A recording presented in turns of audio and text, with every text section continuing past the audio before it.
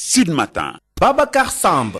Bonjour, bienvenue, merci d'écouter sur FM Sen Radio pour vous informer. Reprise des cours le 25 juin prochain. Le syndicat national de l'éducation et de la formation tire à boulet rouge sur la tutelle. Le ministre de l'éducation a échoué au premier tour et risque d'être ajourné pour la deuxième session. Martel en tout cas, les responsables, le syndicat dénonce la gestion solitaire de la reprise des cours. Le secrétaire général Abdou Thiaw que nous écoutons au micro de Mamadou Kamara. Par rapport à la réouverture des classes d'examen fixées pour le 25 juin 2020 par le ministre de l'Éducation nationale, Mamadou Talla, notre réaction d'abord c'est de constater une gestion solitaire de la part du ministre de l'Éducation. Personne ne peut comprendre comment un ministre peut prendre une décision aussi importante qui concerne l'avenir de toute une génération sans vouloir s'ouvrir à tous les partenaires sociaux du système éducatif sénégalais. On dirait qu'il n'a pas compris le message du chef de l'État de vouloir rassembler toutes les forces vives de la nation pour un système de qualité. Comme nous l'avons constaté tous, il y a des problèmes. On peut noter d'abord le problème des élèves qui sont hors de nos frontières. Certains sont en Mauritanie et qui doivent rejoindre les régions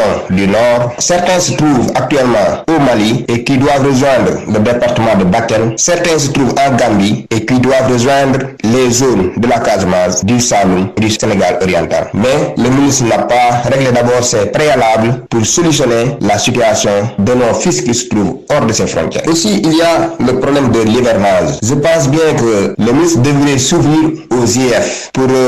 créer des cadres de concertation au niveau de chaque zone pour trouver comment régler la situation des élèves qui sont dans les villages qui polarisent certaines écoles. Mais on n'a pas sensibilisé ces parents d'élèves. L'hivernage au Sénégal, surtout dans le sud et dans le Saloum, c'est avec des très fortes pluies. On interpelle le ministre de l'Éducation nationale, mais aussi j'interpelle les enseignants de prendre, de se sauver avant de commencer les enseignements apprentissages. Il faut qu'ils fassent l'appel pour noter tous les élèves absents. En tout cas, plus de 106 000 candidats et environ 18 000 enseignants sont convoqués jeudi prochain sur toute l'académie de Thiès pour une bonne reprise des cours. Le comité technique académique présidé par le gouverneur de région tenu ce lundi a reconduit le même dispositif du 2 juin dernier. Le G7 s'est dit tout de même sceptique malgré les dispositions annoncées. Thiès, Babacar Taw. Le gouverneur de la région de Thiès reconduit le dispositif du 2 juin pour une bonne reprise des cours ce 25 juin. Mohamed Moussa Fanda. Pour dire notre grande satisfaction, de voir d'abord que tout le monde est très mobilisé pour réussir cette rentrée. Et de voir également que pour l'essentiel, on est fin prêt pour que jeudi on puisse commencer normalement les cours. Pour l'essentiel, tout est prêt. On n'est jamais prêt à 100%. Mais comme je dis souvent, si on dit un thermoflash pour 100 élèves, on ne peut pas reporter et dire qu'on est à 110. On va commencer avec le thermoflash dont on dispose. Maintenant, on complétera après. Les enseignants prêts à reprendre les cours jeudi prochain, mais pas du tout rassurés selon le coordonnateur du QSAMS, un membre du G7 à Thiès, Ibrahim Koumbassa. Parce que nous avons dit que le moment n'est pas propice. Le moment n'est pas propice pour une réouverture des écoles. Parce qu'à moins de 30 cas, on ferme les écoles. Aujourd'hui, nous sommes presque à 6 000 cas. On va réouvrir les écoles. On dit qu'il y a problème. Vous savez, nous ne sommes pas détenteurs du pouvoir de fermer ou d'ouvrir les écoles. Ce sont les prérogatives du président de la République et de son gouvernement. Nous allons répondre à l'appel comme nous l'avons fait de deux, tout en sachant qu'ils n'étaient pas prêts. Mais nous sommes obligés d'être là parce que nous sommes des gens de l'État. Mais nous sommes tenus de défendre les intérêts matériels et moraux de nos camarades. Ils sont revenus et ils seront là le 25. Ils seront là et ils vont, parce qu'ils sont toujours les soldats du savoir, ils vont répondre présent. Mais nous allons tout faire pour qu'on respecte scrupuleusement le protocole sanitaire. L'inspecteur d'académie de Thiès tente de rassurer Papa Baba Diassé. J'ai l'habitude de dire que les enseignants, ce sont les artisans du savoir, ce sont eux qui forgent l'avenir de notre pays. Je sais qu'ils sont déjà sensibles et suffisamment sensibilisés pour accompagner, n'est-ce pas, l'académie de Thiès dans le défi que nous devons relever, c'est-à-dire le défi de la reprise le 25 juin. J'en profite pour remercier les organisations syndicales, le G7. Et nous avons déjà un comité restreint au niveau de l'académie, dont ils sont membres d'ailleurs. Nous allons superviser ensemble cette reprise. Je pense qu'avec l'appui de tout le monde, on y arrivera. Au total, 106 000 candidats et plus de 18 000 enseignants sont concernés par la reprise des cours de jeudi prochain sur toute l'étendue de l'académie de Thiès. Babacar Ndaw, Thiès, Sud. 22 établissements 380 élèves et 85 enseignants dans l'arrondissement de Sakal sont concernés par la reprise des cours le 25 juin. Dans les classes d'examen, la commune de Sakal a débloqué une enveloppe de 5 millions de francs CFA pour mettre enseignants et élèves dans les meilleures conditions d'hygiène et d'études.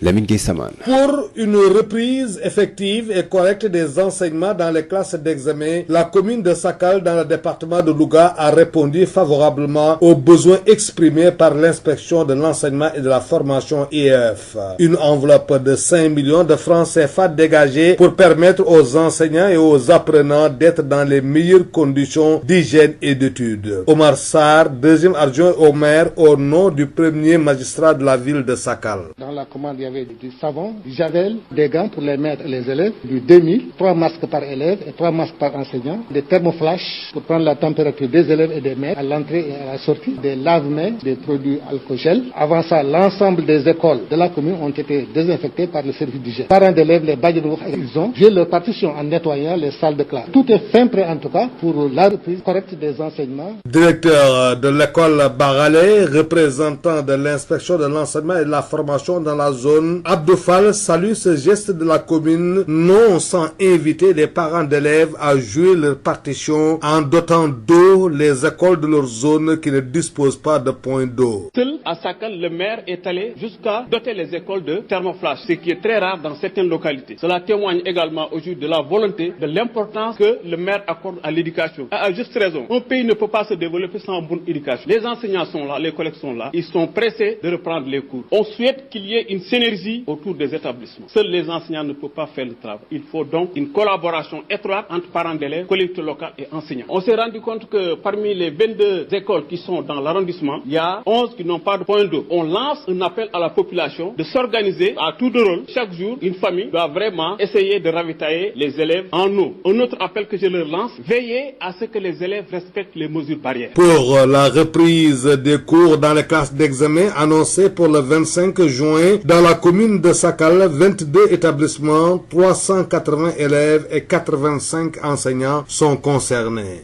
Lamine Gueye Saman, Louga, Sud FM.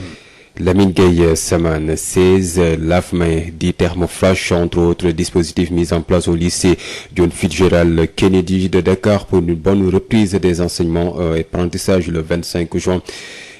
Ismaël Marcel Colli. À quelques jours de la réouverture des classes au lycée John Fitzgerald Kennedy, toutes les dispositions sont prises. Des lavoirs, des thermoflash, du savon, entre autres, sont visibles à l'entrée du lycée. Madame Sarr, Fatoumata Sow, proviseur du lycée, fait le point. Nous avons reçu un dispositif de 16 lavoirs, reçu des mains de la ville de Dakar et des anciennes élèves du lycée Kennedy. Nous avons aussi reçu du gel hydroalcoolique, 4 cartons de la ville de Dakar et 500 autres flacons. Donc, nous avons reçu du gel nettoyant, un total de 20 cartons de la ville et des partenaires. Nous avons aussi reçu des cartons de savon, donc autour de 15 cartons de savon de la ville de Dakar et des anciennes élèves et du ministère aussi de l'urbanisme et de l'hygiène publique. 10 thermoflash que nous avons reçus qui vont nous permettre vraiment de pouvoir prendre la température de toutes les personnes qui vont entrer dans le lycée. Les classes ont été désinfectées. Nous sommes en train de nettoyer. Nous nettoyons chaque jour. Puis lors, notre personnel est à pied d'œuvre pour maintenir l'établissement propre et accueillir les élèves dans de bonnes conditions. Nous allons continuer à le faire. Nous avons maintenu notre personnel de service qui est là et un groupe assez nombreux pour pouvoir vraiment gérer ce côté sanitaire-là. Massamba Diao, trésorier général de l'association des parents d'élèves, se dit très satisfait du dispositif mis en place. Nous sommes vraiment satisfaits de ce qu'on a vu ici, avec les lavages des mains, avec les thermoflash, les masques. Vraiment, on a pris toutes les dispositions nécessaires, ce qui était notre devoir. Comme nous sommes tous des croyants, le reste, on demande à Dieu qu'il nous donne la santé. La mairesse de la ville de Dakar, Madame Soham Wardini, se dit rassurée et exhorte au respect des gestes barrières. Vraiment, ce que j'ai vu me rassure et je pense que les enfants qui respectent le protocole sanitaire, normalement, nous n'aurons aucun problème. Et je pense que nous mettrons tout ce qu'il faut pour que ces enfants soient dans d'excellentes conditions pour finir leurs études et passer les examens dans d'excellentes conditions. Cette visite a eu lieu en présence du ministre Oumar Gueye des collectivités territoriales, des autorités locales et des autorités étatiques, mais aussi des autorités administratives, des élèves et des parents d'élèves. Et nous allons parler de la pandémie de Covid-19 pour une meilleure appropriation de la riposte par les jeunes. Le ministre de la Jeunesse doit davantage se rapprocher des différents démembrements du Conseil de la Jeunesse. Au fond, depuis le début de l'épidémie au Sénégal, c'est donc l'invite du président du Conseil de la Jeunesse et de l'arrondissement des Parcelles Assainies qui appelle à une conjugaison des efforts pour apporter une réponse pertinente et un engagement sans faille de la jeunesse face à la Covid-19. Bassirou Samba est interrogé par Marie-Rosalie Ndiaye. Je voudrais juste inviter Madame le ministre à être beaucoup plus sur le terrain. Et dans cette période de lutte contre cette pandémie, la jeunesse doit être debout. Cette jeunesse doit être aux côtés des autorités en vue d'apporter une réponse pertinente à cette maladie. Mais Madame le ministre doit dépasser les actions ponctuelles. Aujourd'hui, nous avons besoin d'actions planifiées, d'actions concrètes sur le terrain qui dépassent les grandes théories. Parce que vous avez remarqué qu'aujourd'hui, Dakar, nous avons dépassé les 5000 cas. Donc, Dakar mérite une attention particulière de la part des autorités, mais mérite une stratégie bien pensée qui est loin de la politique politicienne. Donc, Madame le ministre devrait se rapprocher des démembrements du Conseil de la Jeunesse qui, depuis le début de cette pandémie, font beaucoup de choses avec les moyens de bord. Il nous faut aujourd'hui sentir notre ministre de tutelle à notre côté pour conjuguer les efforts afin de mobiliser la jeunesse de ce pays. Parce que seule la jeunesse mobilisée et debout peut apporter une réponse pertinente à cette maladie. 23 juin 2011, 23 juin 2020, voilà 9 ans que les citoyens se mobilisaient pour dire « ne touche pas à ma constitution ». Aujourd'hui, force est de reconnaître que même si l'esprit du M23 reste vivace, il n'y a pas le même dynamisme. Et les membres de l'époque ont connu diverses fortunes, des attentes, des combats et des luttes ignorées demeurent d'actualité plus que jamais. Amadou Moustapha Dian. C'était un jeudi matin, le 23 juin. Entre 1 et plusieurs milliers de personnes, selon différentes estimations, avaient pris position devant le portail de l'Assemblée nationale dans un face-à-face tendu avec les policiers anti-émeutes pour dire non au ticket présidentiel. 9 ans après, il est bien loin le temps où les Sénégalais étaient unis sous le cri de libérer le peuple ou touche pas à ma constitution. Le 23 juin 2011, jeunes et adultes, hommes et femmes, s'opposaient à la révision du texte fondamental du Sénégal. Sous la pression de la rue, les députés cédèrent Abdoulaye Wade retira le projet de révision de la Constitution. Depuis, le mouvement a bien faibli. Si certains ont rejoint les nouvelles autorités politiques du pays, d'autres membres ont préféré rester dans l'opposition, tandis qu'une faction demeure toujours dans la société civile. Une division qui plombe les activités du M23. 9 ans après, l'esprit citoyen du M23 est quand même resté dynamique, même si sa vitalité, la détermination de ses membres et la popularité du mouvement a beaucoup baissé. La flamme de ce sursaut national, voire populaire, brûle toujours dans le cœur des patriotes sénégalais. Il existe même une branche qui se dit authentique de la COS M23, dirigé par Abdourahmane Sow, qui aujourd'hui continue tant bien que mal à maintenir la flamme ou l'esprit du 23 juin. De nos jours, le M23 a fait place à de nouvelles structures de lutte comme Frappe France Dégage, Nyolank, Aar Li Ñu Bokk ou encore Sàmm Suñu Littoral. Dans ce contexte marqué par la pandémie de la Covid-19, la célébration de cette date remet au goût du jour les attentes non satisfaites et les aspirations ignorées, les ruptures attendues et non encore effectuées par nos gouvernants. Amadou Moustapha Dieng, retenez qu'Alioune Tine d'Afrikajom Center sera l'invité de la rédaction. Et puis colère des populations de Kandam, un village dans la commune de Diassambour, à l'origine un litige foncier de plus de 60 hectares qui les oppose à des personnes qui ont commencé à construire sur cette unique zone de réserve du village. Babacar Sow, que vous avez eu à écouter dans notre précédente édition. À présent, l'invité de la rédaction, il s'agit de Alioune Tine. Tine qui revient sur l'événement du 23 juin. Tous les signaux qui ont causé cette protestation populaire font toujours les gros titres. Ici au Sénégal, le gouvernement doit avoir une capacité d'anticipation, surtout dans ce contexte de crise sanitaire et de lutte anti-racisme. Alioune Tine d'Africa Diom Sinte au téléphone avec Birama Ndiaye. Sud Matin, l'invité du jour. Le 23 juin a eu d'abord pour résultat le fait que le président Wade ait retiré son projet de loi de succession dynastique, comme on le disait à l'époque. Donc ça a été vraiment un mouvement qui a eu un résultat extrêmement concret, empêchant pratiquement la délibération de l'Assemblée nationale. Donc je pense que c'est ce jour-là d'ailleurs que pratiquement le régime de Wade était fini.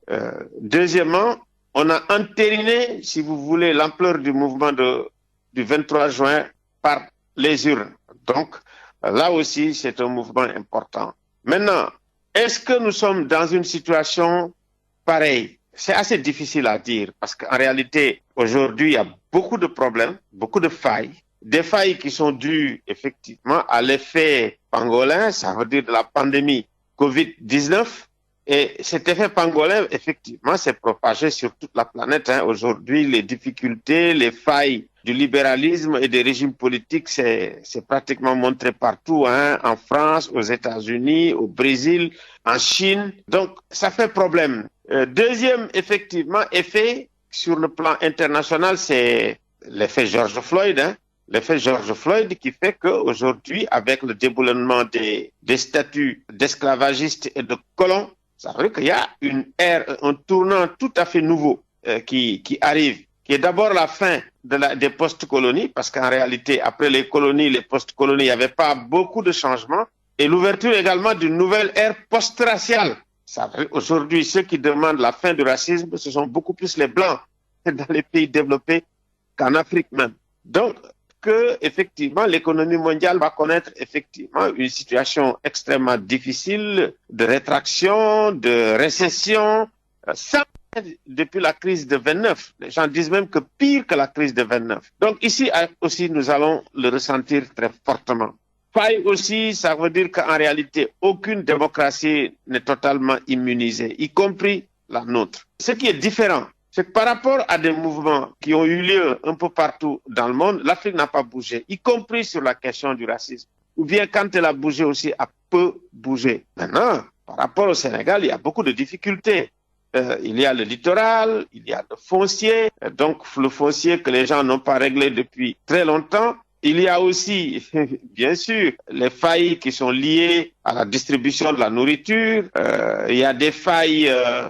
aussi par rapport au problème de l'économie, du social. Donc tout ça, ça appelle dans une période assez difficile une grande écoute de la part de l'État, une analyse, une capacité d'anticipation de la part de l'État, parce qu'il faut regarder ce qui se passe aussi autour de nous, que ça soit au Mali, que ça soit en Guinée-Conakry, que ça soit en Côte d'Ivoire, que ça soit même au Niger. Donc, partout, nous avons aujourd'hui des problèmes. Et d'habitude, effectivement, le Sénégal, avec son leadership depuis Léopold Sédar Senghor, arrivait quand même à montrer le chemin. Et je pense qu'aujourd'hui aussi, nous avons eu beaucoup de réflexions, beaucoup de propositions, beaucoup de critiques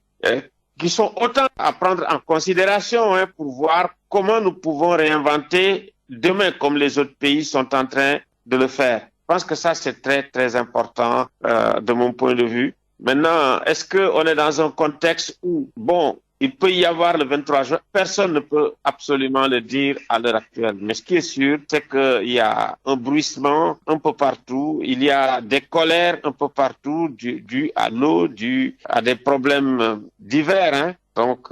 aujourd'hui, il faut prêter attention à tout cela. Il faut effectivement avoir une capacité d'anticipation par rapport à tout ça. Mais surtout par rapport à tout ce qu'on est en train de voir, d'entendre, toutes les récriminations. Si on me dit, écoutez, qu'est-ce qui se manque? Qu'est-ce qui manque par rapport à l'eau? Qu'est-ce qui manque par rapport au littoral? Je dirais, il manque effectivement un débat dans les institutions appropriées comme l'Assemblée nationale. Si la prend en charge le débat, si également aujourd'hui aussi les partis politiques, opposition au pouvoir prennent le débat, peut-être que on aura peut-être une direction qui peut être montrée, qui peut être suivie. Mais si effectivement le débat ne se déroule que dans les médias et ailleurs, ça va poser des problèmes. Ça veut dire que nous avons des institutions qui sont plus ou moins fatiguées et qu'il faudrait peut-être réactualiser, réfléchir sur elles pour qu'en réalité le rôle d'amortissement des secousses, que ce soit les secousses sociales, économiques et politiques, que ce rôle-là soit bien joué. Si effectivement il n'y a pas, si vous voulez, des rouleaux qui effectivement permettent vraiment d'amortir les chocs, ça va être difficile, ça va être direct, ça va être un peu comme le 23 juin. Alioune d'Africa Diom Center, à présent Sud Éducation. Bonjour chers auditeurs, bienvenue dans ce numéro de Sud Éducation en compagnie de Mariem. Bonjour Mariem. Bonjour Aïda. Mariem, de quoi allons-nous parler aujourd'hui? Alors aujourd'hui, je vais me poser cette question, je vais te poser aussi cette question. Peut-on être un parent parfait? Waouh. Mariem, qu'est-ce qu'un parent parfait? Alors, je vais commencer quand même par dire que selon moi, un parent parfait, ça n'existe pas. Vraiment, on peut tendre vers la perfection en tant que parent, et puis cette perfection, elle dépend des personnes et elle dépend de ce qu'on a envie finalement de faire en tant qu'éducateur. Mais un parent parfait, entre guillemets, c'est avant tout un parent qui se soucie de l'éducation qu'il donne à ses enfants et qui réfléchit à cette éducation. C'est-à-dire qui n'éduque pas ses enfants de manière simplement instinctive, sans vraiment y réfléchir. Nous avions fait, il n'y a pas très longtemps, une émission sur l'éducation en général où on s'est posé la question qu'est-ce que l'éducation,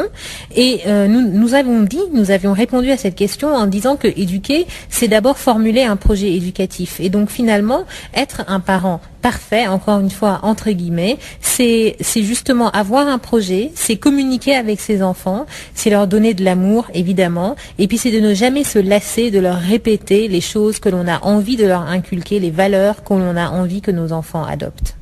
Mais dis-moi, doit-on, quand on est parent, chercher à tendre vers la perfection? Eh bien, oui, bien sûr. En fait, autant comme que je te répondrais que le parent parfait n'existe pas, mais en tout cas, il faut toujours chercher, en tout cas, à tendre vers cette perfection. Il faut être dans une réflexion permanente. Il faut se mettre cette pression-là parce que c'est une pression qui est saine. Et il faut donc toujours être dans l'observation de ses enfants pour chercher à savoir est-ce que ces enfants sont heureux, est-ce qu'ils sont épanouis, et finalement, s'ils ne le sont pas, où se trouvent les erreurs dans notre mode d'éducation ou dans notre mode de vie, et essayer de débusquer ces erreurs mais aussi de les corriger. Il faut donc aussi parfois admettre que l'on s'est trompé et donc recommencer, c'est-à-dire essayer d'autres méthodes, d'autres modes d'éducation. On peut être par exemple un parent extrêmement strict qui est très sévère, qui bat les enfants ou alors qui crie sur les enfants, puis quand on voit que ça n'a pas d'effet, qu'en fait ce qu'on recherche on ne le trouve pas finalement, eh bien on peut tout simplement changer son fusil d'épaule et se dire je vais essayer autre chose. Donc le bon parent, le parent pour ne pas dire parfait, mais en tout cas au moins le bon parent, c'est le parent qui admet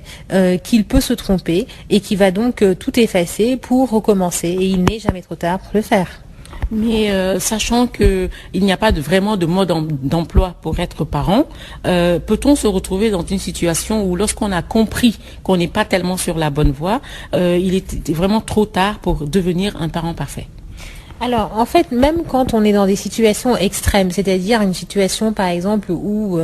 on a abandonné un enfant, ou alors on l'a perdu de vue et on le retrouve des années après, ou lorsque on a baissé les bras face à un enfant qui était beaucoup trop difficile, eh bien, il y a toujours un moment où on peut réparer ses erreurs en matière d'éducation. Donc, il ne faut jamais se dire que la situation est si tendue que maintenant il est trop tard et on baisse les bras. En tant que parent, on est justement, pour un enfant, la seule personne au monde qui jamais ne baissera les bras, parce que les autres peuvent ne pas avoir cette patience d'attendre qu'un enfant apprenne, d'attendre qu'un enfant devienne plus sage, moins égoïste ou moins boudeur, alors que le père ou la mère de l'enfant aura toujours cette patience. Alors, je suis presque persuadée qu'il y a des parents comme moi qui pensent qu'ils sont en train de donner l'éducation parfaite à leurs enfants, qu'ils sont sur le chemin de la perfection ou bien qu'ils l'ont même déjà atteint cette perfection-là. Alors, comment peut-on vraiment évaluer là où on en est? Peut-on dire qu'est-ce qui nous indique que nous sommes sur le chemin de la perfection ou qu'est-ce qui nous indique que nous avons l'éducation idéale? Alors c'est vrai que bon, je suis sûre que oui, peut-être qu'il y a des personnes qui nous écoutent et qui doivent le penser, mais je crois qu'en fait finalement être parent c'est beaucoup douter, c'est aussi beaucoup douter de soi. On se dit parfois j'ai peut-être été trop sévère, ou alors je suis vraiment trop coulant et je n'arrive pas du tout à trouver ce juste milieu. Souvent en tant que parent, en tout cas, on doute, mais comment évaluer qu'on est un bon éducateur? Eh bien, il y a quand même des indicateurs qui sont très clairs, presque comme en économie, c'est-à-dire que quand on regarde ces enfants et qu'on se rend compte que les enfants sont dans un certain bien-être, qu'ils sont équilibrés, qu'ils rient, qu'ils communiquent, qu'à l'école ils suivent bien, sans forcément être des as ou les premiers de la classe, mais en tout cas ils y vont avec plaisir, ils ont des notes tout à fait honorables, quand ils sont polis, quand un enfant est épanoui, ça se voit immédiatement. C'est un enfant qui s'exprime librement, qui s'exprime sans crainte, mais aussi sans insolence, et qui va toujours respecter les règles de la maison, mais qui va rester quand même un enfant tout à fait épanoui. Et ça, je pense que lorsque on a ce genre d'enfant chez soi, sous son toit, eh bien, on peut être assez rassuré sur le fait que l'éducation qu'on leur donne doit probablement être pas très loin de la perfection. C'est vrai que tu disais que en fait, être parent, c'est douter. C'est normal qu'on puisse se poser des questions, même si les enfants sont épanouis, qu'ils sont polis, etc. Parfois, on se demande comment ils sont quand ils sont chez les autres. Comment est-ce qu'ils sont quand ils sont à l'école, comment ça se passe vraiment dans leur tête, et parfois on se dit, est-ce qu'on a tout bien fait, même si les enfants ont l'air complètement équilibrés, etc.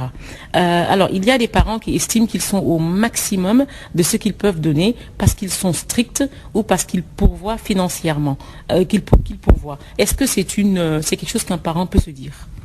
Alors oui, justement, ça c'est une question que je voulais vraiment aborder, et merci de me la poser cette question, parce que c'est vrai que certains parents vont se dire qu'éduquer c'est être sévère, et que finalement un enfant, d'ailleurs dans notre langage courant, on va dire il est mal éduqué, il est mal élevé, donc ça veut, et en fait là les parents vont juste comprendre, il y a une absence d'éducation dès lors qu'un enfant ne se comporte pas exactement comme il devrait se comporter. Mais déjà j'aimerais dire à tous les parents qui nous écoutent que, encore une fois, l'éducation ce n'est pas automatique, c'est-à-dire qu'on n'appuie pas sur un bouton et bam, l'enfant va faire ce que vous lui demandez de faire. Pour un enfant, il faut beaucoup de temps pour entendre, assimiler, digérer ce que vous lui avez dit, pour enfin l'appliquer. Donc évidemment, on ne peut pas dire à un enfant arrête de bouder et hop, il va arrêter de bouder comme par miracle. Et il va être boudeur pendant encore un certain nombre d'années avant de vraiment comprendre qu'il ne faut plus bouder. Donc non, être strict ne signifie pas être un bon parent. Il faut un bon mélange de sévérité et aussi, mais tout simplement d'écoute, c'est-à-dire revenir sur les fondamentaux. La base, c'est la communication, c'est savoir écouter, savoir parler et répéter, ne jamais s'enlacer. Alors pour ce qui est des parents qui sont des parents très occupés, qui sont des parents qui travaillent énormément et qui finalement gagnent quand même très confortablement leur vie et vont avoir donc des nounous, vont avoir des domestiques et des personnes avec qui les enfants vont être, et vont se dire que donc finalement c'est ça être un bon parent, c'est apporter de l'argent suffisamment à la maison pour que l'enfant soit dans un certain confort matériel. Je leur rappelle que le confort matériel est en fait finalement la chose la moins importante pour un enfant. Beaucoup de parents se trompent là-dessus et pensent qu'un enfant est heureux quand il voyage, quand il a la dernière console à la mode ou lorsqu'il porte des vêtements extrêmement coûteux, mais pas du tout. Un enfant est heureux quand il est aimé. Un enfant est heureux quand il est près de ses parents et quand il sait qu'il est important pour ses parents et quand il sait que ses parents lui apportent énormément de temps et d'écoute. Merci Mariam pour toutes ces précisions. Chers auditeurs, mieux vaut prévenir que guérir. Respectez les gestes barrières et respectez tout ce qu'on vous dit par rapport au coronavirus. Merci. Merci de le rappeler, Aïda, et à bientôt. Sud FM. Il est 8h. Sud Matin. Maodo Faye. mbokk yi juróom-ñetti waxtu mooy door a jot asalaamaaleykum ñu nuyu leen fas yéene leen a jot li xabaar yi doore ko rek tamit ci alxames ji nga xam ne nee ñu lenn ci daaray école yi nga xam ne maanaam ñoo yitteel maanaam wàllu njàngum tubaab mi fas yéene nañoo door am doon tey tamit am na ci jéego yu takk yoo xam ne jot nañ ko ci def waaye syndicat bii nga xam ne ñoom dañuy syndicat national jëm ci wàllu njàng mi ak formation ne daal li ñu gis ñoom dalul seen xel ki leen jiite di Abdou Diaw lii la ci wax ñu déglu ko. ministre bi day jël ay décision yi nga xam ne nii du si waxtaan ak benn kuréel goo xam ne nii yaa ngi yëngu si wàllu école ndaxte nag école bi du école yi parti politique du école yi benn groupe de personnes école yi réew mi ñëpp la kon ku si nekk rek war nga see am sa kàddu goo xam ne nii war nañ la ko mën a laaj dafay mel ni ministre bi comprendre le message du chef de l'État bi nga xam ne nii dafa ubbeeku moom ci bu muy gérer pandémie bi mais ministre bi deful lu mel noonu mënumaa nangu lu mel ni décision bu toll nii nga koy jël parce que CM2 BFM bac bi xale ñu koy def benn ci jafe-jafe yi suñu doom yi nga xam ne nii ñoo ngi ci bitim réew bi mu mel ni Mauritanie am na ay élèves yu nekk Mauritanie war a ñib si am na ñu nekk Mali war a ñib si département bu nekk bu mel ni Bakel ñenn ñi nekk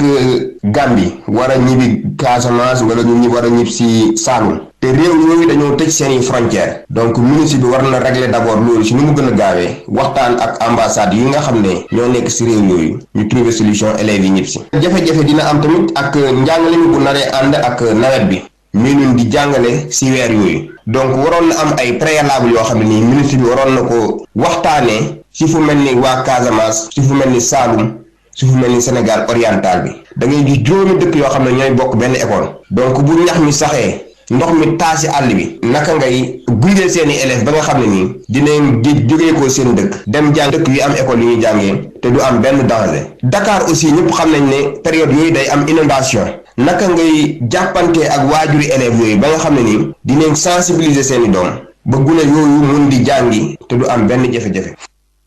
yaa jooy ca Thiès lu tolloog téeméeri junni ak juróom-benn ci ay candidats yu fas yéene itam bokk ci classe jongante yi fukki junni ak juróom-ñett ci ay jàngalekat yoo xam ne ñoom ñëpp taxaw nañu fi nu tolli académie bu Thiès ne daal lépp dana daal di yemb ni ko gouverneur ba waxee waaye nag itam G7 ñoom ne gis nañ ne mbir yi seen xel dalu ci ay syndicat yu boot lañ ci wàllu njàng mi Babacar Ndaw ni ki mu ko defee woon ngir waajal ubbite bu njëkk ba si ñaari fan ci weeru juin gouverneur bu diwaanu Thiès woote ndaje ne dispositif ba ñu laloon moom nañu wéyalaat ne lépp jàpp nañ ne seen xel dal na Mouhamadou Moustapha Ndaw gouverneur bu diwaanu Thiès. toogaat nañ xoolaat ndax lañ ba tegoon place dafa ba léegi ndax li xam ne manqué woon tamit complété nañ seen possibilité yaakaar naa ne tey bi ñu defee réunion bi en 17 ñëpp ñoo xam ne ñu ngi ko si wàllu école gis nañ ne wax dëgg yàlla pare nañ pour que boo xamee c'est ñu mën a ubbi si condition yu gënee parce que masque yi def nañ si place yi thermoflash institut def ko yóbbu nañ leen li mu laaj tamit si ay madaar ak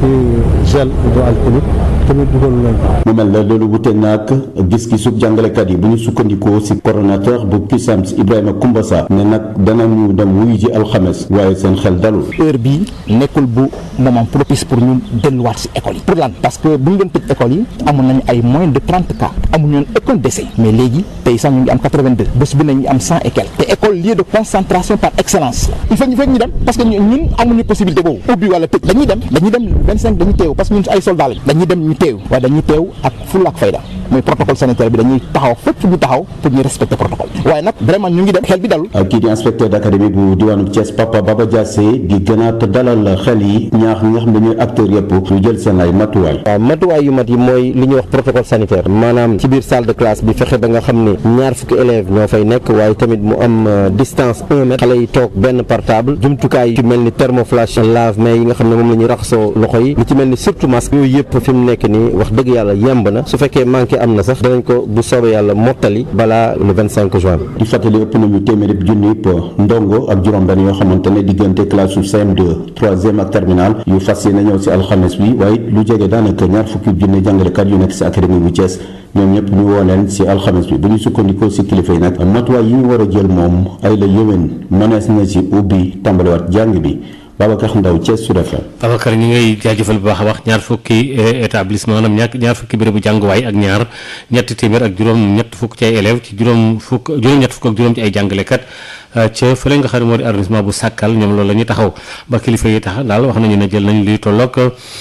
juróomi million ngir daal njàng mi ubbite gi lépp mën a jaar ci yoon Lamine Gueye Saman ngir tàmbaliwaat njàng mi ak njàngale mi si anam yu gën rawatina classe yi nga xam ne ñoom ñoo war a jongante commune bu Sàkkal wuyu na woote bi nga xam ni inspection enseignement ak formation woote woon na ko si bëgg-bëgg yi nga xam ni defoon na ko lu toll si juróomi million suñu xaalis moom la commune bi génnee ngir jàngalekat yi ak ndongo yi nekk si anam yu gën si wàllu wér-gi-yaram waaye itam si wàllu njàng Omar Sarr mooy ñaareel ku ñu toftal si maire bu commune bu Sakal. année blanche dara bu ñu ko fay moo tax maire jiital mbir mi débloqué lu mat 5 millions de francs pour répondre à l'expression de besoin de l'IEF madar eau de javel 40 cartons fi on a 2000 masques pour les maîtres et les élèves bu ne am na 3 masques maître bu ne am na 3 masques muy 2000 masques l'alcogel 790 flacons du savon 390 morceaux des thermoflash 23 pour les 23 écoles yi nga xam ni ñooy ubbi l'ensemble des 23 écoles yi nga xam ne ñoo war a jàng on les a tous désinfectés avec les services d'hygiène. Les AP on les a demandé de nettoyer les écoles et les points d'eau également sont ouverts et les écoles qui n'ont pas de point d'eau aussi foofu waxoon na parents yi ñu jàpp ci ba nga xam ne daanu mën a mettre en place un dispositif d'un point d'eau mobile. Abdou Fall di directeur école Barale teewal si gox bi itam ki nga xam mooy inspecteur de l'enseignement et de la formation di rafet lool li nga xam ne commune bi def na ko di ñaan wuy juru ndongo yi ñu dugal seen loxo si mbir mi fexe ba école yi nekk seen gox te amuñu ndox ñu mën di ko fa yóbbu. lii ma gis fii dépassé na largement engagement yi nga xam ne jëloon na thermoflash benn commune joxewu te kon yaakaar naa loolu am solo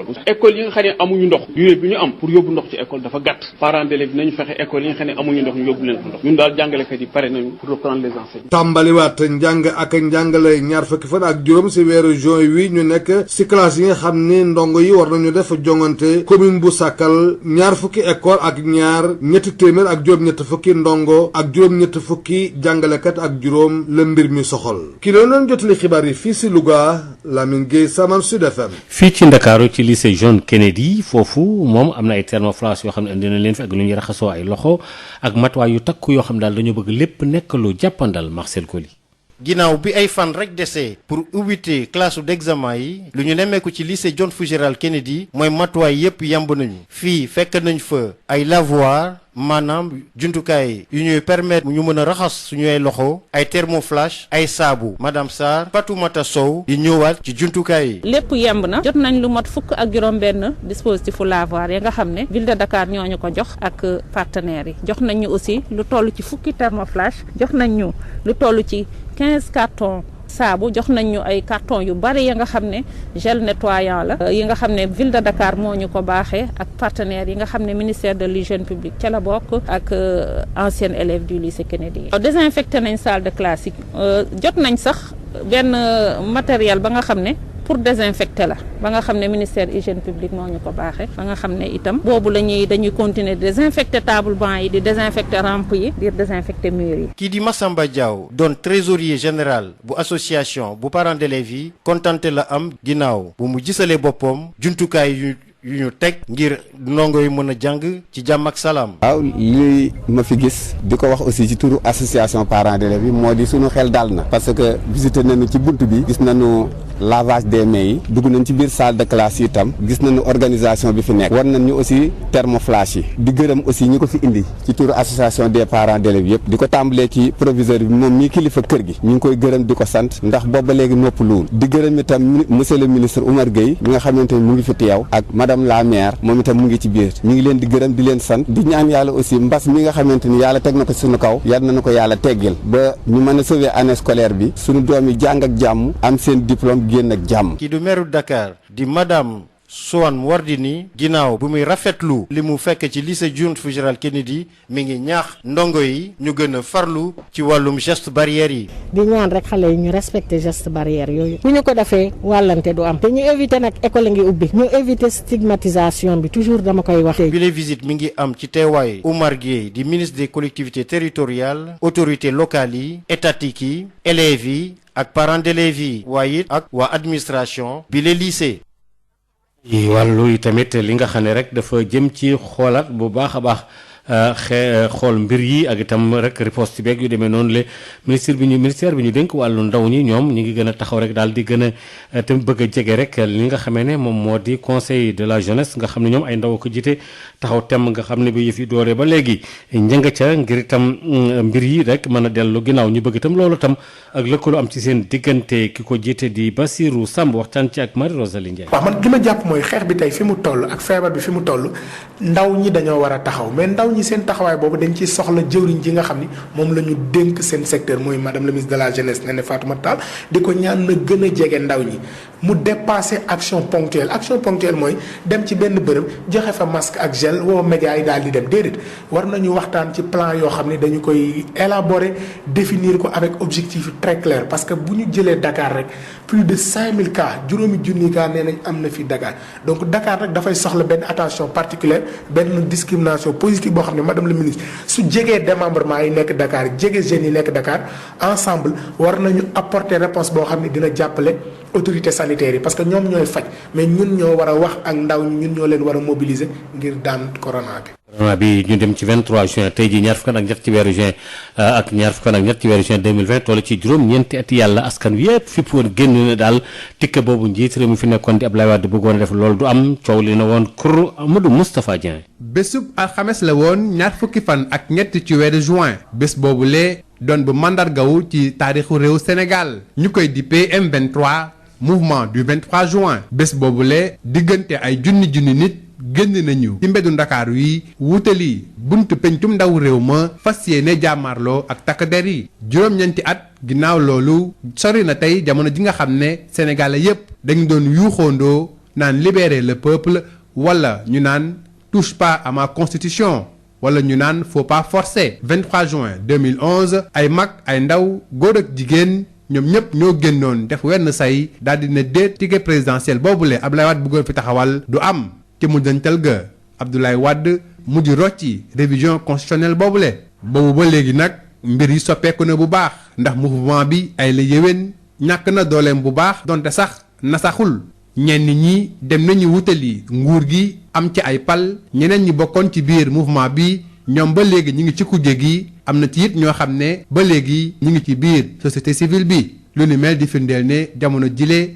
mouvement bi dafa xaw a tasaaroo juróom-ñeenti at ci ginnaaw M23 bile donte sax yëngu-yëngu yi demeetul noonu li nga xam ne moo leen yëngaloon mun nañu wax ne ba léegi mu ngi ci seen biir donte sax amul doole bopp ba mu amoon jamono jooju ci ñi nga xam ne ba léegi ñi ngi jéem a sàmm boobu leen ndono mun nañ ci lim ku mel ni Abdourahmane Sow jiite COS M23 ñoom ñu yàgg xam le ne ñoom de ñoo yore ndono dëgg-dëgg waa M23 yooyu le mu mel ni mouvement 23 juin boobu le am na ay doom yu mu jur ci wàllu doxalin ndax kat bu ñu seetee ay kuréel yu mel ni FRAPP France Dégage mouvement ñoo lànk aar lu ñu bokk ba ki sax sàmm sama littoral dañ ciy gis taxawaay ak bañ nooteel bi nga xam ne M23 doon na ko bañ jamono ji nga xam ne ñu ngi waajal màggal juróom-ñeenteeli anniversaire M23 ci contexte bi nga xam ne feebar bi la di Covid-19 moo lëmb ci àdduna bi war nañu mën a fàttaliku ne am na ba léegi ay xaar yu xaddi ay mébét yu ñu beddi niki noonu it ay dige yu bëri yu ñu jëfewul te loolu lépp nguur gi lañ ci xaar. askan wi nag fële ca Kandam nekk benn dëkk bu nekk ca commune bu Diass dañoo mer ba futt ca Mbour li ko sabab lu lenn lu dul coowal suuf juróom benn fukki hectare ak benn Babacar Sow. askan wi yeewoo ca Kandam dëkk bu nekk ci commune bu Diass département bu Mbour dañoo mer ba futt jamono jii lenn waralu ko lu dul wàllum suuf coow loo xam ne lii toll na ci juróom benn fukki hectare ak benn ndaw yi nekk ci dëkk bi soxla ko lool doon ab forêt déclassée ci régime maître Abdoulaye Wade 2010 ñu joxoon ko ab société de transport waaye lenn dong jaaxal leen jamono jii dañu gis yeneen nit yoo xam ne yi xamuñu fu ñu jógee ñëw commencé di tabax ci béréb bi ba tax sax askan wi yeewoo ca Kandam di ñaan jiitu réew mi mu àddu ci lu ni mel balaa musiba di ci am Aliou Diallo yore kàdduk askan wi yeewoo ca Kandam garage Benteñe. dafa am ñoo xam ne jóg nañu pour approprier wu au détriment de la population à chaque fois bu ñu jógee pour def des démarches de la mairie ñoom dañu gëmloo ne fii dafa am benn décret boo xam ne moom moo fi nekk moo tax kenn waru fee def rien mais nous à notre grande surprise ñun dañu gis dans le périmètre de cet espace gis nañ ay bâtiment yoo xam ne def nañ ko fi loolu jaaxal ñu te saa bu population bi jógee pour def ay démarches pour jot ko ñu naan ko fii daal benn décret forêt classée la en 2010 le président Wade déclassé une superficie de 61 hectares pour jagleel ko benn entreprise bu ñu wax entreprise générale des gros porteurs industrie. di xeex boo xam ni yàgg na lool ba ñu ko sumbeek léegi askan wi yeewoo ca Kandam yokk ci nii ñoom seen xel demul sax ci ñi ngànk ndogal yi ci commune bu Diass ngir saafara jafe-jafe bi ba tax sax ñuy sànnik yoox Aliou Diallo yore kàdduk askan wi yeewoo ca Kandam lañ ciy déglu. mairie bi am nañu ak moom ñaari rencontre benn bi c'était en 2013 benn bi c'était en 2017 mais à chaque fois buñ ko waxee li mu ñu wax mooy ba léegi moo ngi ci décret tey li ñu mën a wax c'est la seule et unique réserve foncière boo xam ne mooy extension du village garage Benteñe te tamit bépp infrastructure boo xam ne ci wàllu sanitaire la ci wàllu sportive éducation fii lañ ko yaakaare. Babacar Sow doo co joko kenn fii ci Mbour pour Sud FM. Babacar ñu ngi lay jaajëfal bu baax a baax ñu daal di bàyyi bërëb bi ak Alioune Tine mi nga xam ne moo jiite Afrikajom dalal ko jokkoom ak Birama Ndiaye ci la xewoon ci 23 juin 2011. mouvement bi tamit am na loo xam ne jur na ko. li Wade ne dama bëgg am li nga xam ne damay koy changer ci constitution bi di ko jaar assemblée nationale pour que ñu am vice président te ñëpp xalaatoon ne bés bu ko defee mun na ko def doom ji daal di ko donn ñin ñi jóg. donc bi ñu defee 23 juin du assemblée nationale moom moo arrêté affaire bi mais mbedd mi moo ko arrêté donc bés boobu bu fekkoon ne assemblée nationale def na liggéeyam bi nga xam ne moom la war a def ak ni mu ko war a defee ak coow yi ngay xam ne bu fekkee ne day am te ñin ñi di ko xalaat di ko xool di ko def assemblée nationale déglu bu baax li nga xam ne moom la askan bi di laaj ñu def ko bu ko defoon dina dem loolu ci jàngat yi nga xam ne jàngat yu am solo ci suñu institution yi nuñ koy doxalee ci la ñaareel bi tamit mooy justice gis nañ conseil constitutionnel bi mu amee ak bés bu mu délibéré ak li mu wax coow li mu indi ak fitna bi mu indi ci biir réew mi donc jàng suñu li nga xam ne mooy suñu justice institutionnelle nga xam ne moom contentieux politique yi moo koy régler su ko mënut a régler aussi day andi problème donc jàngat yooyu am na solo lool tey est-ce que mun nañ ne 23 juin mun na am xam nga 23 juin li nga xam ne moo ko andi woon mooy 3e mandat te fi mu ne nii waxaguñu waxu 3e mandat mais nag am na ay problème yu bëri yoo xam ne ñu ngi am boo gisee littoral bi tey li muy mobiliser daaw ko mobiliser ñun ñëpp a ngi taxaw te littoral ñëpp a ko bokk boo gisee tamit problème mu ndox mi ñàkk ñun ñaa ngi koy coow bëri na coow lool te xam nga période coronavirus lañ ne tam donc yooyu yëpp li nga xam ne mooy état bi da ko war a bàyyee xel bu baax a baax te it booy xool coow li am tey te ñu koy wax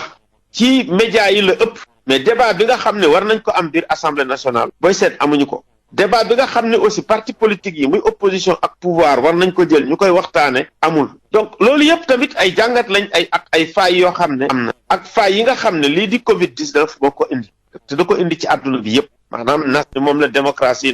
nasaxaay yi nga xam ni état yi dañu ko amuñu woon jumtukaay pour faj ñin ñi nga xam ne dañu am coronavirus liñ ci amoon mooy daw làqatu bi nag yàq na lu bëri ci koom-koom yàq na lu bëri ci li nga xam ne tamit mooy économie te du Sénégal rek la boo demee États-Unis noonu la boo demee Europe noonu la nga xam ne masque respirateur sax amuñ ko woon donc jumtukaay yu bëri toppatoo wuñu li nga xam ne moo nekk problème mu santé donc addina bi mu ngi dugg ci situation boo xam ne situation bu difficile la Sénégal ci la bokk fekk na situation boo xam ne fii ak at su fekkee ne dëkk africain yi dindi wuñ ko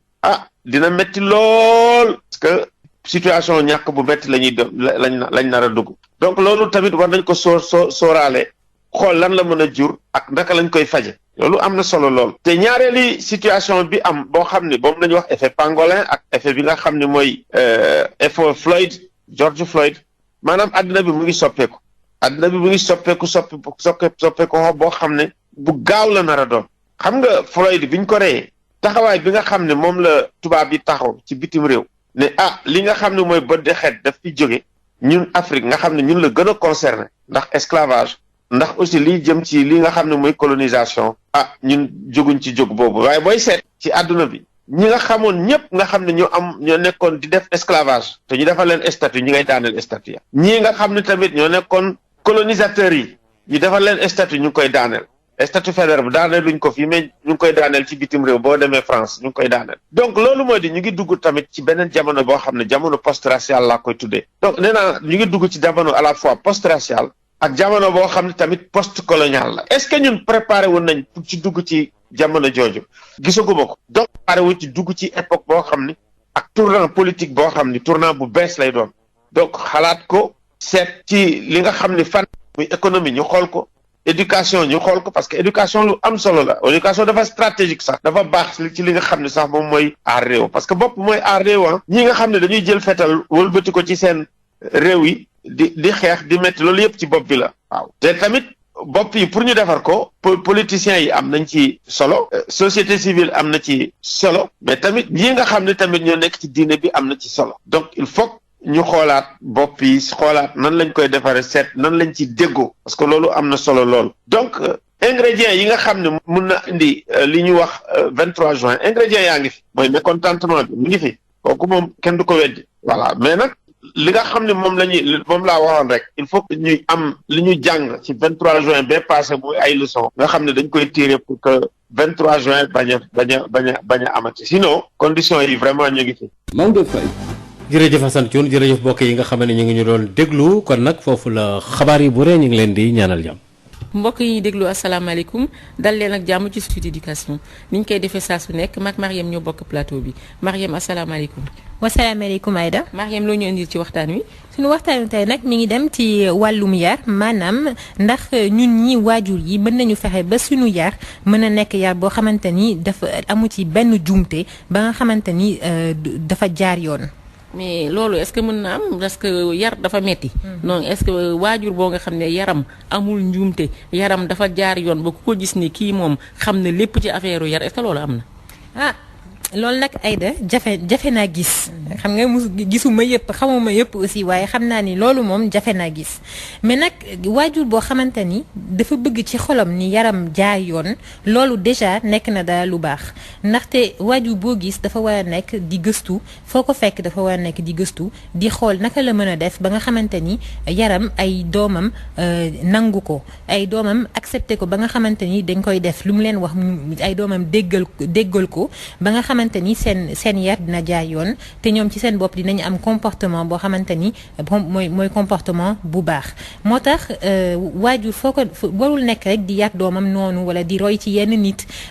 li mu war a def mooy moom ci boppam toog xalaat essayer xool moom ban valeur la bëgg a may jox ay doomam ak ban yar exactement la leen bëgg a jox yan mag la bëgg seen ay doomam di dooni ba suñu demee ba nekk mag loolu mooy li ñuy waxee ci nasaraan projet éducatif mooy dëgg-dëgg xam yow ban yar nga bëgg a jox sa doom tey nag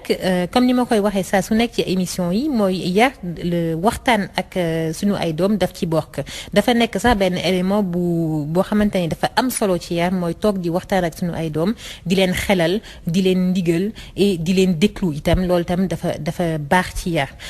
bi ci topp nag mooy di leen wan ni dañ leen bëgg ndaxte ñun dañu waaju boo gis bëgg na doomam lool sax ba nga xamante ni doomam moo koy gënal boppam mais tam xale yi il faut ñu wan leen loolu ba ñu xamante ni ñoom dinañu xam ni seen waajur dañ leen bëgg ci seen xol te itam bu ñu tàyyi di leen wax di waxaat di digal di digalaat ba nga xamante ni xale bi dina dem ba comprendre li ko waajuram di wax di ko essayer expliquer ba moom itam comportement dina nekk comportement bu baax. mais Mariam waajur bu dem ba xam ne wala sax mu koy laaj boppam que ne xëy na joxewul yar bi ñu war a joxe est-ce que moom ci boppam dafa war a toog ne man il faut ma def lépp pour nekk parent bi nga xam ne waajur bi nga xam ne moo gën ci waajur yi nga xam ne yar bi may jox sama doom yi njuumte du ci am est-ce que dafa war a toog ba di seet ba war a def loolu atteindre objectif boobu. loolu kañ waajur yëpp dañ ko war a teg dañu war a teg seen bopp pression boobu ndaxte loolu boobu mooy benn pression stress bu baax la ndaxte mënuñu rek toog di yar suñu doom comme ni mu ñu neexee wala di yar suñu doom comme ni ñu arrangé ñun aussi parce que dañuy gis ay waajur yoo xamante ni ñoom ni ñuy yaree seen doom ñoom rek la arrangé xalaatuñu ci xale yi dinañu gis sax ay waajur yoo xamante ni dinañu génne seen doom école wala ñuy seetaan seen doom mu xëy suba rek dematul école parce que ñoom daf leen xaw a arrangé xëy na xale bi daf leen jàppale ci biir kër gi wala xëy na xale bi dañ ko yóbbaale fi ñuy liggéeyee loolu yëpp xam nga dafa nekk benn yar boo xamante ni waajur bi kese la arrangé alors suñuy yar suñu ay doom dañ ci war a seet suñu doom lañ ciy seet moom la ñuy jiital ci suñu préoccupation te loolu nag lan lay laaj mooy comme ni ma ko waxee sànq mooy di gëstu fu ñu nekk rek ñuy gëstu te xale suñ ko xoolee bu baax dinañu xam est-ce que yaram jaar na yoon ndaxte xale boo xamante ni ñu ngi koy yar comme il faut amul dara loo xamante ni amul lu ko metti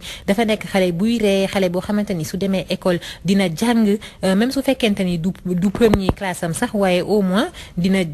jàng dem école dina ko neex te itam dina nekk benn xale boo xamante ni dëgg-dëgg su api ñun sax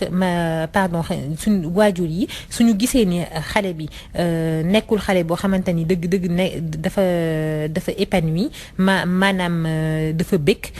bon ñun ñu mën a wax suñu bopp ni xëy na ni ma koy yaree du noonu ba pare nag ñu changer ko essayer yeneen façon yar ndaxte ay façon yi dañoo bàyyi. waaye ci fànn boobu Mariam bu fekkee ne yow da nga xam ne que fi mu nekk nii vraiment juum nga am nga doom amaat doom yar nga ba sonn xale yi daal meluñu ni la neex est-ce que mën nga dellu si ci loolu yëpp comme ni nga koy waxee nii wax nga sax ne mën nañ ci dellu si mais est-ce que parfois c'est vraiment pas trop tard fekk xale yi màgg nañ ba pare wala sori nañ daal ci yar bi. trop tard nag moom ci wàllum yar amul ndaxte même su fekkente ni da nga jël benn sa xale nga dénkaane ko ay at soog ko dem jëli wala su fekkente ni yow du loo tànn sax waaye da nga toog ay at gisoo sa doom wala su après nga récupérer ko wala su fekkente ni aussi xale bi dafa metti ba nga xamante ni da nga ko mujj bàyyi gedd ko ba bàyyi ko noonu rek loolu yëpp mën nañu dellu si ci loolu yëpp ba pare réparer li ñu defoon li nga xamante ni dañ ko raté ci éducation bi ñu dellu si ci réparer ko ndaxte yar daal dafa nekk daal loo xamante ni waruñu ko mës a abandonné même su fekkente ni xale yi dañoo dem sax ba mag mën nañu toujours di waxtaan ak ñoom wala di leen wax sax wala sax di leen balu àq ndaxte loolu war na am ci éducation di balu àq sa doom parce que xëy na am na benn époque vie am àddunaam boo xamante ni da nga juum ci yaram. léegi Mariam naka la benn waajur mën a xamee ndax mi ngi ci yoon bu baax bi wala ndax nekkul ci yoon bu baax bi lan moo ko mën a daal may mu ne fi mu nekk nii ni may yare noonu la wala ni may yare xëy na du noonu. comme ni ma la ko waxee rek xale boo xamante ni moom dëgg-dëgg xale boo xamante ni yaram baax na mooy xale boo xamante ni soo ko gisee xam ne xale bii dafa bëgg xale bii dafa équilibré mi ngi tëdd fu baax mi ngi dem jàngi mi ngi lekk lu baax te itam moom ci daf suy wax di nga gis ci waxinam que ni kii dañ ko yar et moom ci boppam du nekk kenn ko xamante ni dafa ragal a wax ak ay waajuram ndaxte kenn du ko dóor kenn du ko gëdd kenn du ko saaga te kenn du ko jàññi kenn du ko toroxal ci kanamu nit loolu yëpp di nga ko gis ci xale su ko am yenn xale yi suñu amee yenn comportement yi di nga xam ne xale bii nekkul xale boo xamante ni dafa bëgg te loolu soo ko gisee ci sa doom rek war nga xam ni yow am na daal lu jaar yoon ci sa biir ci sa yar nga essayer ko corriger au lieu que ngay wax xale bii moo am problème. am na ay waajur yoo nga xam ne Mariam xalaat nañu ne comme ñoom dañu seen yar dafa metti dafa dëgër dañu sévère dañuy tere dañuy bàyyi doo génn doo def nii dañuy xalaat ne ñoom seen yar moo baax et bu ñu aussi bu fekkee ne ñoom wàll yàlla may na leen lu nekk indi nañ ko ci kër gi tëdd fu baax jàngi école yu baax et cetera ñu xalaat ne lépp baax na est-ce que loolu rek doy na.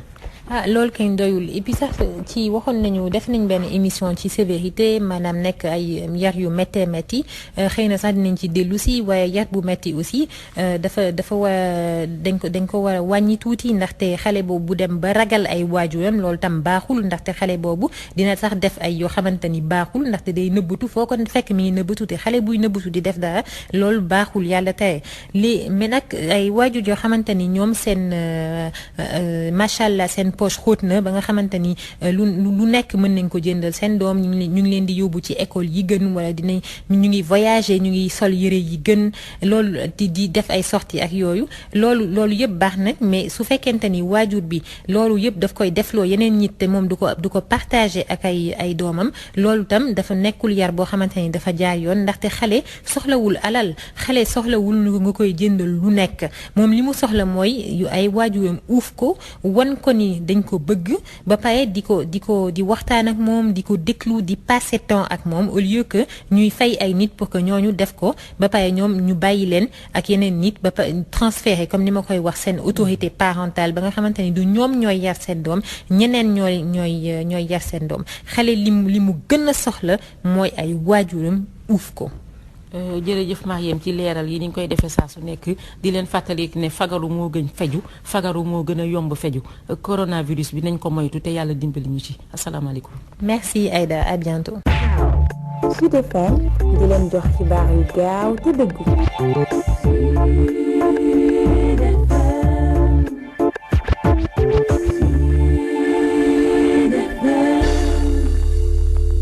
C'est le journal de la santé.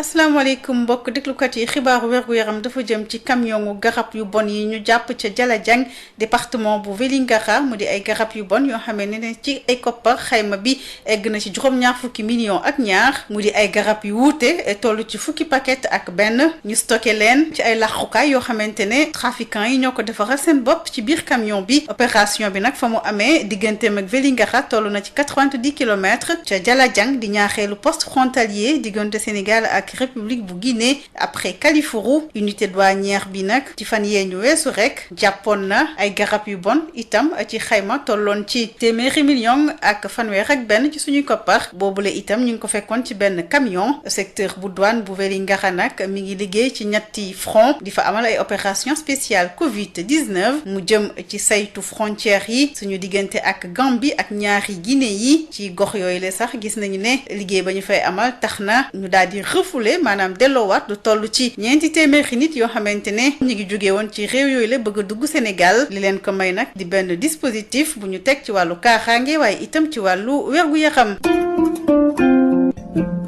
hôpital Mame Abdou bu Tivaouane centre de santé ba ak hôpital bu Médine may nañu leen ay jumtuwaay yu gën a xereñal paj mi ñi def lu ni mel di waa mouvement ànd defar ndaxte kat dañu seetlu woon ne bërëbu fajukaay yooyu le am na lu ñu xaw a manqué lañ ci ànd ak Babacar Sow. jumtuwaay waa kër docteur lañ doon jébbal bërëbu fajukaay yi nekk ci Tivaouane di l'hôpital Mame Abdoul Aziz Sy Dabakh district sanitaire rawatina poste de santé bu Médine ay jumtuwaay yu ñoŋ bàyyikoo ci mouvement ànd defar taxaw bu am solo ngir askan wi seen wàllum wér-gu-yaram mucc ayib suñu sukkandikoo ci jëwriñ ji nekk ci bopp mouvement ànd defar Abdoulaye Ndiaye Ngalgou. une remise symbolique matériel bi nga xam ni tey kat biñ koy andi yàlla xamuñu woon sax ba xam hôpital am na problème ou pas mais li ñuy santé yàlla mooy bu matériel bi ñëwee waa hôpital bi yëpp d'accord nañu matériel bi soxla nañ ko mais dañuy sentir si ñoom benn yéene bu ñu am si liggéey bëgg-bëgg bu ñu bëgg pour hôpital bi jëm kanam lu def dispatching matériel bi war a dem fi war a dem centre de santé Kër Massamba Sall dem war a dem Médine dem yëpp ñu toog waxtaane ko te ñu waxoon ko démb docteur Sakho ñu ngi koy wax madame la ministre ñu ngi koy wax madame la présidente hôpital bi bu fekkee dafa am matériel yoo xam daf ko soxla te amu fi te yéen a ngi wut budget pour def ko man de wax naa ko de suñu amee expression des besoins bi dinañ fexe ba matériel bu dugg fi te du côté hôpital bi dara. dip tawféex boo xam ni gis nañu ko ci bërëbu fajukaay yi nekk ci Tivaouane ki ci yee yàbbi moo di soxna Seynabou Gaye Touré jëwriñ ji nekk ci boppu conseil départemental waaye itam di PCA bu hôpital Mame Abdoul Aziz Dabakh. lii ñun ñi nga ko defal hôpital bi nga indi fi nag matériel boo xam ne nii moo tax moo xaayan ku dégg séeréer bërki démb bi ñu jëlee 30 millions pour jënd appareil yi benn kese lañ ci am yow nga indi ci lu mat fukk ak lu toog nga boole ci ay petit matériel yoo xam ne nii li docteur Sakho wax kuy faj sa blouse setul ka ngay faj sax yàlla bu ca doxee dem kuy faj te amoo lu lay saytul sa yaram nga gis caméra lan moo nekk ci sa biir yaram yàlla bu sa fit dem ba nga def andi woo fi daray como may ñaan nag balaa une semaine yàlla na nga gis ci sa bopp loo xam ne ni di nga ni am na lu ma def loo xam ne ni